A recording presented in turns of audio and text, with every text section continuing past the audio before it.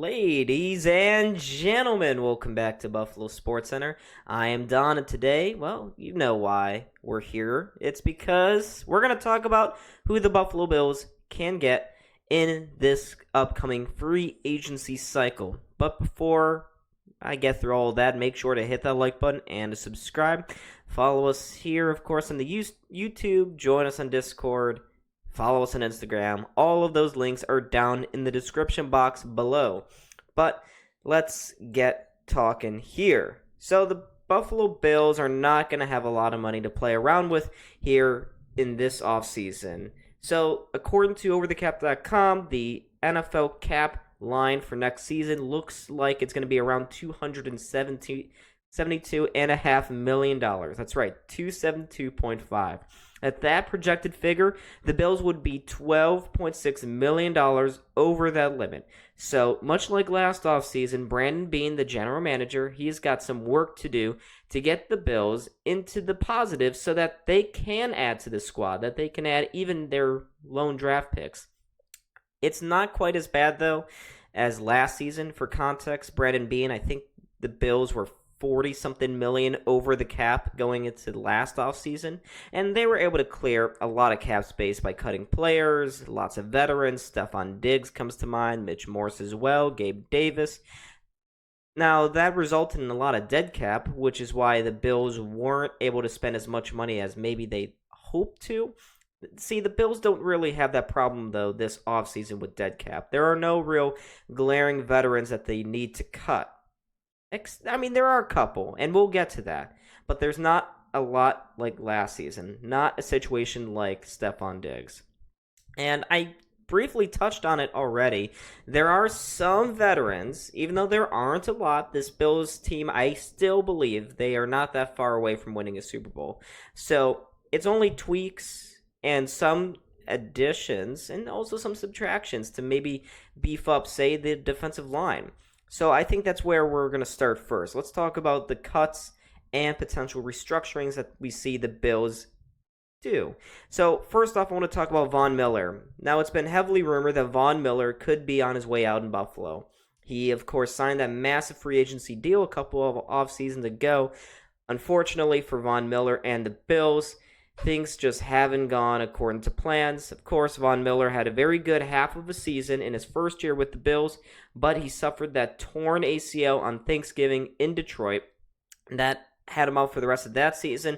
And when he came back in 2023, he didn't look like he was all that comfortable. He wasn't getting a lot of speed off that plant foot.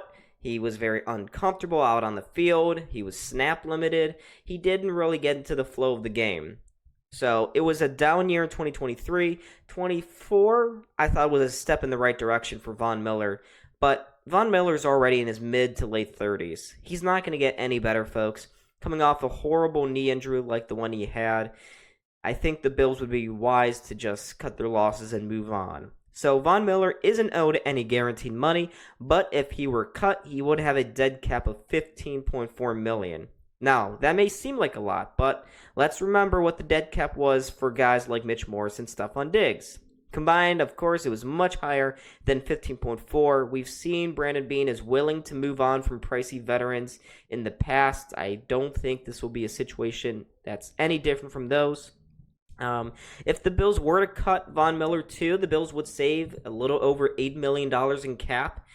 And if they were to cut Von Miller with a post-June 1 designation, that would save the team around $17.4 million in cap space for 2025. However, I don't think the Bills take this route. Brandon Beane likes to do right by his players, likes to give them clarity on their future. So keeping Von Miller and hanging him around until June 1, at which point he will have a shorter offseason, not much time to find a new team, to get acclimated in a new environment, I think we would see if Von Miller were to be cut, it'd be right around the beginning of free agency.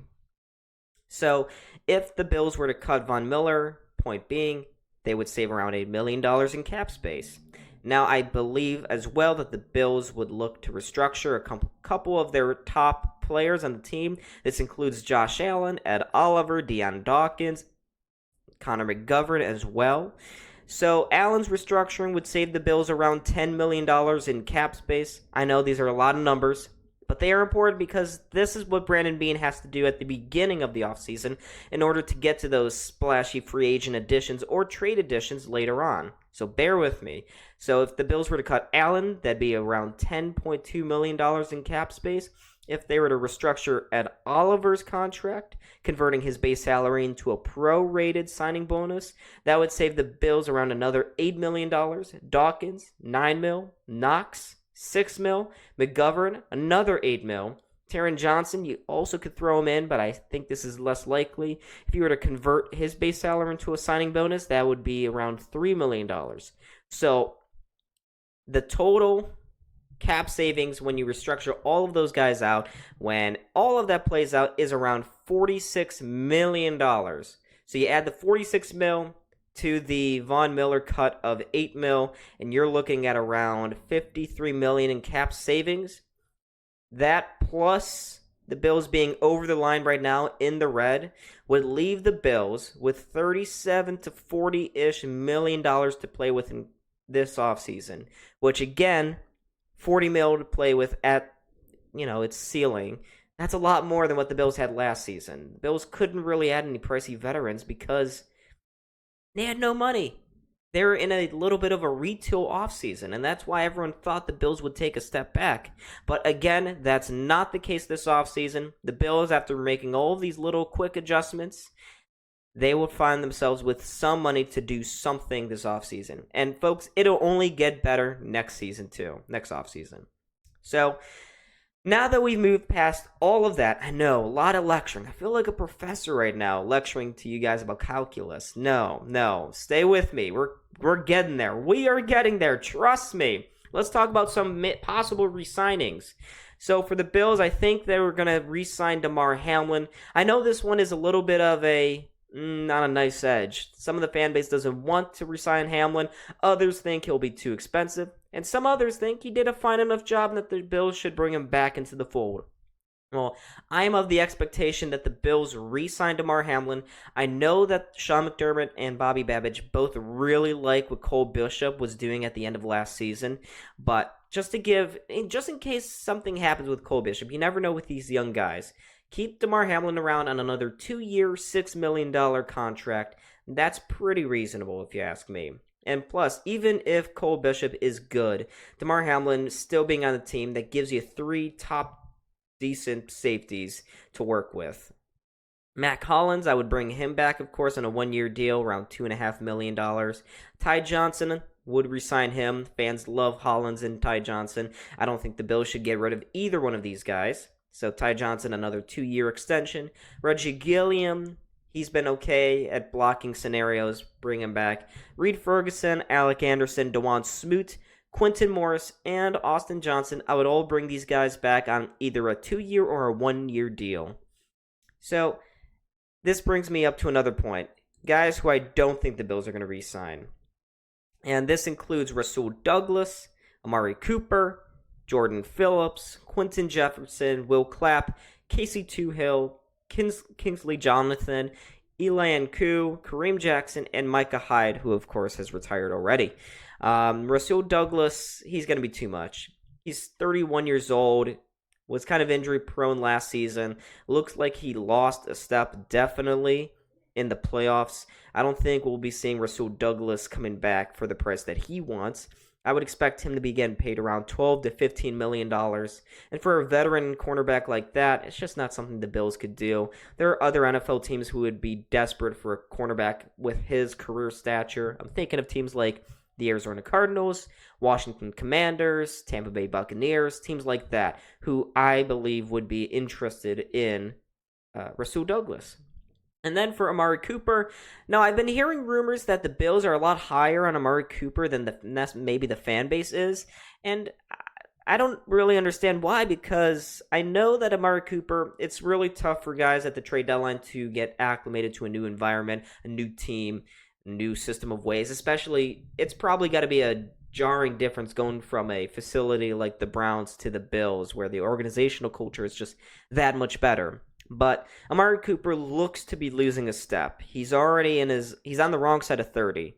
And he didn't have great chemistry with Josh Allen. He wasn't getting separated. He was virtually non-existent in the AFC Championship game. And I would be expecting him to make around $20 million in the open market. And honestly, the Bills cannot afford that. They can easily find someone else in the draft or in, a lower tier free agent wide receivers. So Amari Cooper, bye-bye. Jordan Phillips, I love Jordan Phillips, but he has said that he's not sure whether or not he's going to be back with the Bills next season. And, for Phillips, I thought it was good. But that D-line as a whole for the Bills definitely needs a makeover. They were not good at all last season. That's probably, the D-line is the biggest glaring hole on this entire roster for Buffalo. And Brandon Beane definitely needs to conduct some surgeries, especially on the interior of that D-line. They got carved up in the Baltimore game twice, in the Kansas City game, the AFC Championship game, and they just need to be more consistent. So let's bring in some new, younger, fresh faces to that D-line. Now, I'm going to discuss very quickly what the Bills need in the free agency. Everyone, if you're still here, everyone probably knows what the Bills need at this point, right? A boundary wide receiver, a defensive tackle, an edge player, a cornerback, and maybe a depth safety. So with that in mind, let's get into our first free agent addition, DJ Reed. So let's get into our first free agent addition, Sebastian Joseph Day, defensive tackle from the Tennessee Titans. He was pretty good last year. He would be another fresher face, and I say fresher. He's 29 years old. He's had plenty of NFL experience. He could command around $5 to $7.5 million per season, which is pretty affordable. He was a consistent starter in Tennessee last season, very healthy for them, had 9 stuffed runs in 2024, which is 26th best in the NFL, 3 tackles for a loss, and 11 quarterback pressures. He fits as well into the system that Bobby Babich likes to play. So Sebastian Joseph Day, I feel like I've said that he would be a good fit for the Bills in the past. And once again, if I've said it in the past that he'd be a good fit for this team, I'm saying it again because it still remains true. Sebastian Joseph Day would, I think, fit like a glove besides Daquan Jones on that D-line. But I know that there are a lot of people who want the Bills to maybe reinvest into an edge player, especially if you lose Von Miller. And I think that's entirely possible, but that's maybe for another video, who the Bills could trade for. Let's keep on moving now, folks, and talk about Darius Slayton, wide receiver for the New York Giants. He could command $13 to $16 million per year. He's got speed. He can separate. He's got decent hands. He hasn't really shown a lot of crazy breakout plays in New York. It's tough in that Giants offense. They've been trashed forever. But he had 13.5 yards after catch last season per game. And if there is definitely an identity for the Bills' the supporting cast now for the Bills' offense is definitely yards after catch. Joe Brady, he just makes sure that everyone knows that is our identity. Quick, speedy, separation. That's what the Bills need. Darius Slayton gives you that, and that's why he'd be a good fit on this roster. So let's talk about our final player here, folks. That would be, if my thing would ever work. Well, I guess it's not. DJ Reed. I'm just going to leave it up like this. I guess I didn't prepare one. DJ Reed, cornerback for the New York Jets. He could command around $14 to $15 million per season. I guess I didn't include one because DJ Reed coming to the Bills is not it's not very realistic. There's going to be a lot of suitors for him. I can think of the Commanders off the top of my head who would live DJ Reed in their defense. He was on a divisional rival, so I'm not sure if he's probably hated the Bills for quite some time. I'm not sure he would willingly go to a divisional rival like the Bills. But he was effectively the New York Jets' top cornerback last season, and on a defense that had a very bad year after Rob Saleh was fired, DJ Reed was still pretty good. Only gave up a catch rate of 59.85 last season, which would be solid. He'd be that good, nice CB2 slotting next to the Bills and Christian Benford on that defense. The DJ Reed could really see himself subject of a bidding war, though, which is why I think it'd be a little unrealistic for him to come to Buffalo. But stranger things have happened, right? Stranger things have happened. I don't know. But anyways, folks, that's it for me. I know this was a long-winded video, but if you're still here, please make sure to hit that like button and subscribe. I was Don. This is Buffalo Sports Center, and I hope to see all of you in the next video. Peace.